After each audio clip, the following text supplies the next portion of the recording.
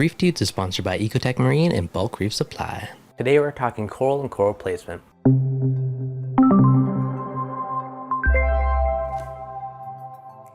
What's going on, guys? Devin from ReefDudes. So today we are digging into corals and coral placement. Today it's going to be a little more specifically on a Peninsula style tank, but again, all the stuff works on just about any tank. It's kind of general concepts and stuff to consider as you're placing your coral, so let's get to it. When you get your first reef tank, it can be overwhelming trying to figure out where to place stuff. You know, how much flow does it need? How much par does it need?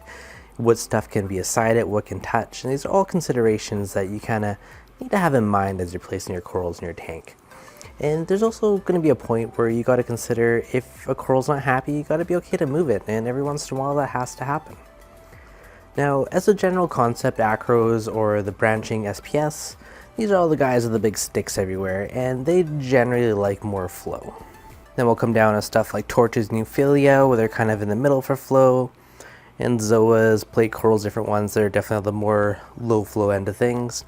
Now, that being said, there's always exceptions to these rules. Now, because I have a Peninsula tank, I really didn't want any visible power heads. I wanted the far side of my tank to be nice and clean, nice and clear. Didn't want any power heads or anything kind of obstructing the view of the tank. Now, for that, I decided to go with two MP60s. Now, the MP60s pack a ton of flow. I believe they're around 75–80% right now. It's about 5,500 plus gallons per hour. So it's a ton of flow coming out of the dual power heads. Now, this is pushing water 6 feet down the tank, so it's a good way it's pushing the water. And with that comes a lot of my consideration of coral placements.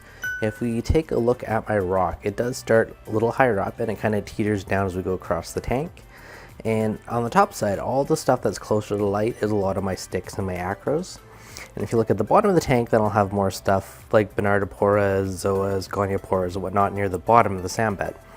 And also, on the flow side, I wouldn't be able to have any right up here with that much flow. It would be too much stress on the tissue. So if we look down the side of the tank, so the second half of the tank, the last third of the tank, this is where I have stuff like my gonies and my torches and whatnot up here. All the rock flowers are over at the far end, and same with Gorgonians. These guys are lower flow. And you just see the gentle kind of return current blowing around the skirts, and they seem pretty happy there overall. So a big consideration in placement really does come down to lighting and flow and how much room it has to grow. If they are close to the surface, you know, under your intense lighting, in my case radions, then you definitely want to try and preserve that space for a lot more of your acropora. And as you go on down the tank, you have a lot more flexibility for whatever corals want to go in there. Now, as a general rule, I kind of shoot for 100–120 par-ish on the sand bed. And up higher on the rocks, they can be anywhere 250 to 350, and that seems like a pretty happy range overall. Now, with that being said, there is always exceptions. You know, I have a nice big branching acro on this end of the tank, super happy, growing well, same with some of the ones in the middle here. Again, we got some plating Montes, another smooth skin acro, and different ones throughout the tank on this side. Now, that being said, I also do have LPS along the bottom here. Now, if you look where the power head is, this is not getting direct flow, but it's going to be having a lot of the undercurrent flow. So this is the flow returning back to the power head. And it's a little more gentler than the direct flow, so it seems to work pretty well on this side of the tank. Hands down, the biggest issue I ran into in my first two tanks was just putting frags too close together. When you're starting out and you're getting the little 1-inch frags, it's really easy to want to fill up that rock. And you're like, oh, here's a frag, there's a frag, there's a frag. But you don't really consider how much they grow and how much space they're going to want, you know, 6 months or a year or two down the road. So over time, I've slowly learned to space stuff out more and more. And again, it's still all going to grow into each other over enough time. One coral is definitely going to try and overtake another coral, and it's basically a slow motion battle for real estate in the tank and the system. You see over here, even this red guy is growing into over top of the Walt Disney and going to the rainbow loom. In certain corals, some of them will kind of merge together, some will play nice, others are going to kind of fight and try and kill each other off. If we take a look at the red planet and the pink Cadillac, you can see there's a bit of a wall going between them.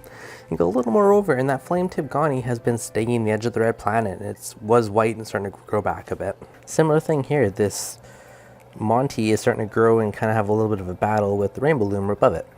So it definitely is a consideration, and just regardless of what you do, it's going to happen eventually. But the more space you give a coral to grow and the more you can delay that, the better. Now, how much flow should you have is always a good question. In my opinion, the more flow, the better.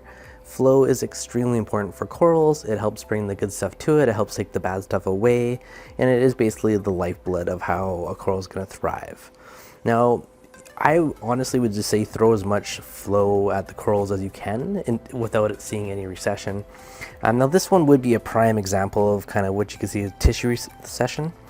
If we take a look at the edges of that one, you can see there's a bit of algae there, and it's probably actually blasted off the skin a little bit. Now this is extremely close. That is an MP60, which has a ton of flow, and I believe it's about 80%.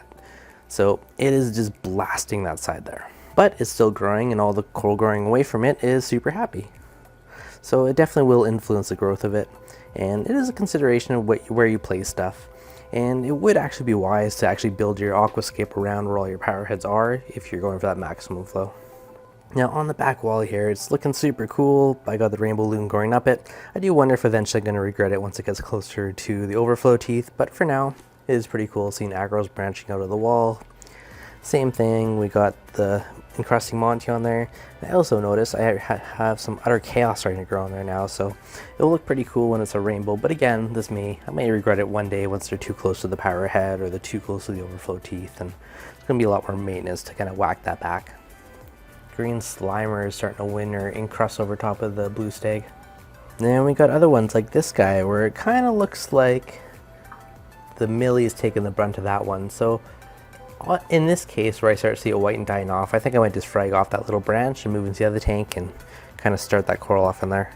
If we come over to this one, you can see the mushrooms where it was actually very white on the bottom of that gold Monty, and it seems to be growing a bit around it, so it doesn't seem to be hurting it past where the mushroom's touching. So again, that's one that'll probably just let it grow and do its own thing. Now if we come over to this side, it can actually see where the blue stag has killed off some of the goldenrod that was too close to it. So it really is interesting to see who kind of wins and loses those battles.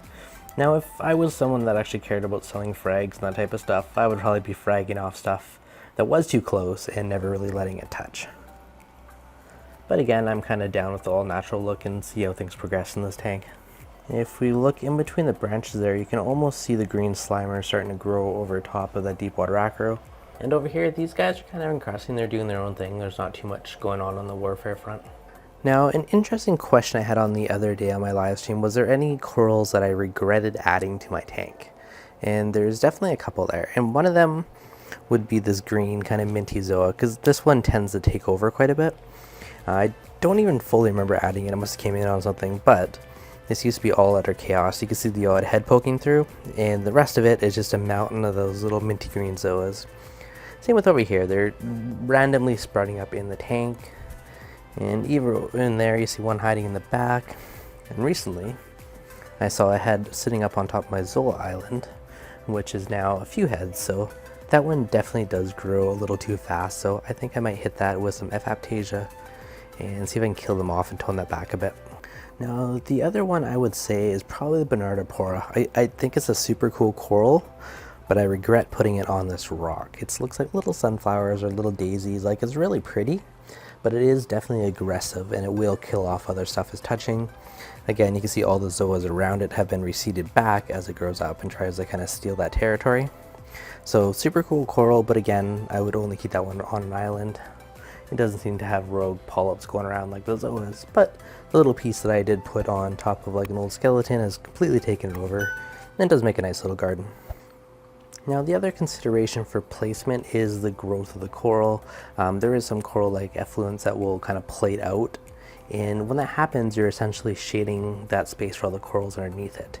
With a lot of the ones which are more branching, you still got a lot of light going through and it doesn't seem to be a big issue. But a lot of ones like the Anacroporas, these guys grow into a big ball. Like the goldenrod, this starts a little twig. Now it's basically a massive ball of coral. Same with this one. Another Anacropora, same thing, it's kind of growing in that big ball, almost like a bird's nest would. Another consideration, plate corals, you definitely want to leave some space for these guys. I had a gold hammer beside it and those two started to fight and the plate coral was definitely winning, so I moved that one out of the tank. But Again, one of the biggest consideration is leaving space for your corals to grow. Another big consideration too is actually if you have a proper way to mount stuff or glue it down. Because a lot of the time when this stuff happens, a fish, a snail, something will bump one thing into another thing, and then that's when it will start having this little coral warfare brawl. So making sure things are secure and you don't have snails or fish or urchins or something that can carry it around your tank and start those little battles goes a long way. But overall, I'm extremely happy with how everything's turning out. So just a few little things I would change if I was to do it again, or in a future tank, some other considerations. So if you guys are starting a new tank, you are figuring out where you want things to go, hopefully these little tips on kind of lighting and flow and placement will help you guys out. Now as always, if you enjoyed this, be sure to hit that like button. If you're new, make sure you subscribe, and I'll catch you guys on the next update.